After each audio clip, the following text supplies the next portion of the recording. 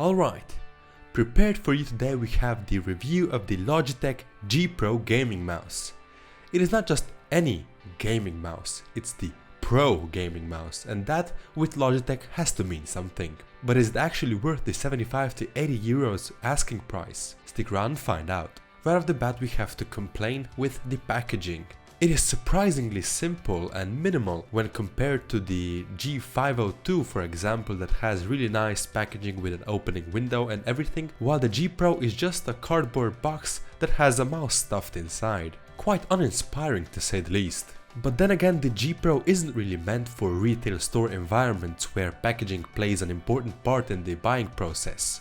It is meant for hardcore gamers who wanna be really good at the game they are playing, be it Counter-Strike, be it League of Legends, be it something else. They don't care about the packaging at all they care about is performance. And that is where the G Pro delivers. Inside of the product is the PixArt PWM3366, the best regarded mouse sensor on the market today.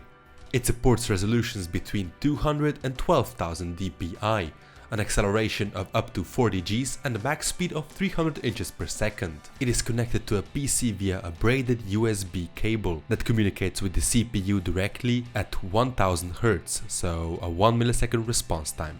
More importantly, the main buttons are Omrons, while the side buttons are from Kale, and the mouse wheel also has a Kale mechanical encoder. All three of the aforementioned guarantee a really good experience while clicking the buttons. I really can't put my finger on it, but it feels quite right. The design itself is based on a legendary G100 and G100S that are both still in use by the professionals all over the world, even though they have really subpar sensors inside. That probably says more about the comfort and shape of the product than I ever could.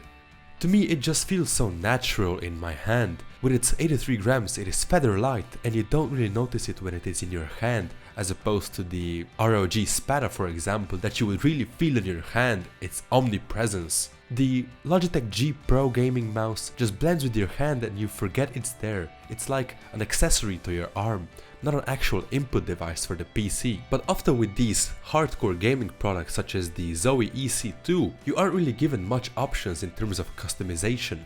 But here the Logitech G Pro delivers fully. It has nice 16.8 million color illumination that is fully customizable, with its effects, its brightness, its colors of course. The ring around the palm rest is nice and doesn't bother us in the slightest when using the device, while the illuminated logo is something of a standard now on Logitech Gaming Mouse series. Onto the topic that makes or breaks products meant for esports. Their build quality. The LED strip is flush with the surface and doesn't get in the way at all. The wheel is great, responsive, while the button actuation is even better. The mouse feet are 4 smaller Teflon pads that I would have liked to see replaced with 2 bigger pads, one on the top and one on the bottom, similar to the Death Adder from Razer. But still that's personal preference and we didn't notice any drag whatsoever even on softer cloth pads. The product does not rattle, squeak, or doesn't produce any unwanted noise. And to quickly come to a conclusion, it is really hard to find a bad thing about the mouse. The braided cable could have been replaced with a better option and the Teflon feet could have been better, but those are just 2 small gripes